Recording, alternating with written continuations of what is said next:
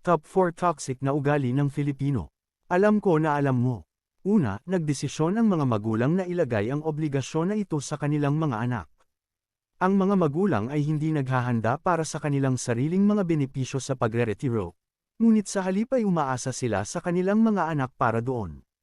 Pinaninindigan ng mga Pilipino ang mga magulang na iniisip na ang kanilang mga anak ang tutulong sa kanila na makaahon sa kahirapan at katiwalian. Ang mga magulang na umaasa sa iyo na magbabalik ay kilala bilang utang na loob sa lahat ng ginawa nila sa iyo. Ang pagbabalik na iyon ay maaaring isang anyo ng suportang pinansyal sa paglipas ng mga taon o pagsunod sa kanilang mga pangarap sa halip na sa sarili mong mga pangarap. Pangalawa, Filipino time. Pansinin na ang mga tao ay nagtakda ng oras ng hindi bababa sa 1 oras ng maaga dahil inaasahan nilang mahuhuli ang mga Pilipino. Ginagamit natin ang Philippine